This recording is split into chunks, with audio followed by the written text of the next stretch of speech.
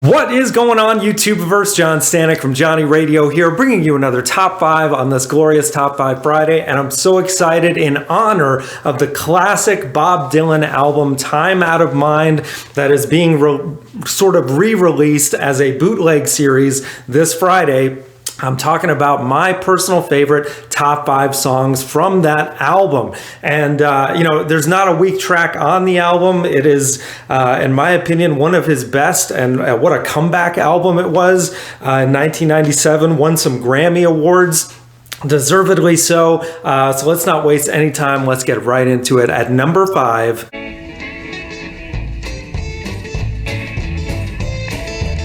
Dirt Road Blues, the second track on the album and probably the most upbeat song on this record, which overall has a very dark vibe. But this song, it feels like you're kind of, for lack of better words, in an old country shack and stomping your foot along with this old kind of bluesy song. And you can never go wrong with a Bob Dylan song that has blues in the title, whether it's Subterranean Homesick or Tombstone, or something more recent like Lonesome Day Blues. But yeah, this is absolutely up there as one of those just fun, upbeat blues songs that's, there's not a whole lot of substance to it, but it's a great jam and just fits the overall vibe of the album really well. Kudos to Daniel Lanois, who I'm also probably going to mention several times in this episode because his production on this album is, I think, half of the magic of this record. But yeah, that's just my number 5. So now at number 4...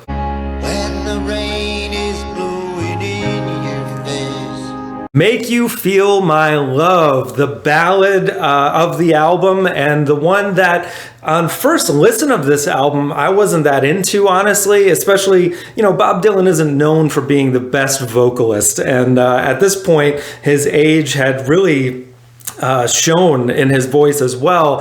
His voice always changes through the decades, but it's now weathered, not so much like a fine wine, more like a deep, dark distilled whiskey. And, what's beautiful about this song, though, is through the years, it's been covered so many times by various artists like Garth Brooks and most famously by Adele, which is a beautiful take on the song, but it just shows what an amazing songwriter Bob Dylan is. So many of his songs have been covered through the years, but this is one of those that's like really become kind of a ballad standard for the ages. And it's not just in the lyrics, but it's also in the phrasing of the song, which is kind of unusual, and the chord changes on the piano especially. There's nothing quite like it, and I think that it really stands out in that way. Not one that I go back to as often to listen to the Dylan version, but you got to give it props as just an amazing love song from, who would have thought, Bob Dylan. So that's my number 4. Now at number 3...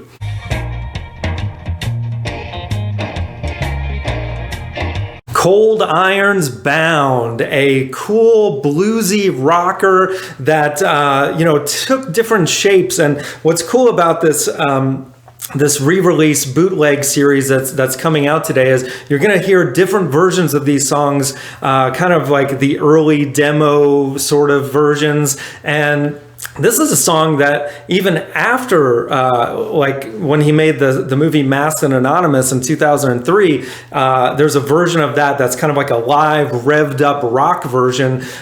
This is more of a subdued bluesy version where the bass line really pushes the song along as kind of the main instrument in my mind. And it's such a cool blues riff, that doom, doom, doom, doom, doom, doom, doom. And, Dylan's gravelly voice just fits in perfectly with this one. It's just one of those songs that the vibe is perfect. Those organs that, all the choices that they made on this record as far as the sound that they were going for, the mood that they were going for, I think it's perfectly encapsulated in this track, and gotta have it in your top 5. So that's my number 3. Now at number 2... I'm walking Lovesick, the opening track that really sets the mood of what this album will be, could very well be the darkest song on here. Well, one of them for sure. And, you know, it just starts with that kind of spooky organ that's kind of just the syncopated dent, dent, dent, and then that voice that I'm walking through streets that are dead, you know, these lyrics that are just so really kind of morbid. And then when he says on the chorus, I'm sick of love, when that electric guitar comes in, it's like you feel this song, the heaviness of it. And what's brilliant about his songwriting, you know, of course, his early 60s stuff was very just all over the place, stream of consciousness. This is just very real, raw, gritty emotion that he's showing on this song. And at the end of it, I love how he flips the whole idea. And he says, just don't know what to do. I would do anything to be with you. After he's been saying he's sick of love for the whole song. It's just amazing.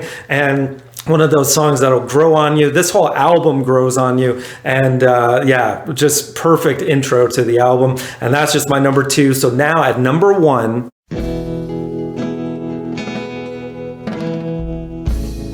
Not Dark Yet. Oh my gosh, I love this song so much. It's one of my favorite Bob Dylan songs of all time.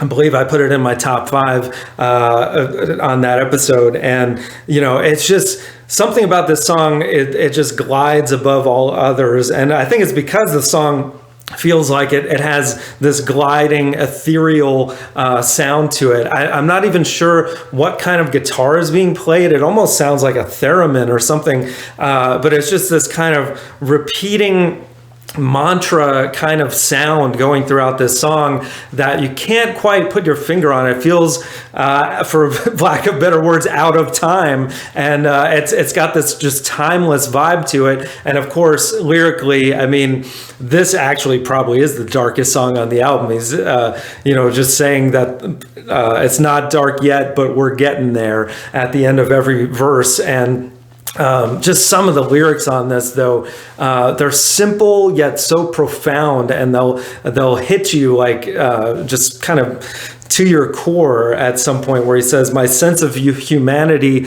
has gone down the drain. It's like, oh my God. But then the next line is, behind every beautiful thing, there's been some kind of pain. And there's so much truth in that statement, and it hits on so many different levels. It's like, you know, this is why we love Bob Dylan, that, you know, as a songwriter and, you know, as a vocalist, his voice works on this song and throughout this album for all the sentiments that he's talking about. Maybe not as much on Make You Feel My Love, but, you know, again, this song, this album, it will grow on you, I promise, even if you're not a Bob Dylan fan. And it's one of my 5 favorite Bob Dylan albums. And I think as far as comeback albums goes, this has got to be one of the best, because, you know, he hadn't really released anything of note for almost a decade. And, yeah, so that's my list, guys. So let me know in the comments below what you think. What would your top 5 songs on the album be? If you're so bold, rank the whole thing, for all I care. You know, Highlands, the closing track, I thought about putting in my top 5 because it's so amazing. You know, 10+ minute song where he's just talking about what he's doing in the Highlands. It's surreal and brilliant. And yeah, again, I got to give props to Daniel Lanois on, you know, as you'll see on these other versions, like Not Dark Yet sounded like just sort of a straight ahead ballad before they really put their time and effort into making a whole mood piece of this whole album that's just dark and moody and mysterious and beautiful. And yes, gotta love it. So guys, thank you so much for watching. We have top 5s here every Friday. Album reviews. The Great 28 is coming soon, starting February 1st. So be sure to stay tuned for that. And guys, thank you so much for watching. As always, Viva La Vinyl. So guys, thanks so much for watching. Please like, subscribe, and be sure to ring the bell for notifications so you can always see great quality content like you're seeing on the screen right now. Thank you so much for supporting Johnny Radio, and I'll see you soon.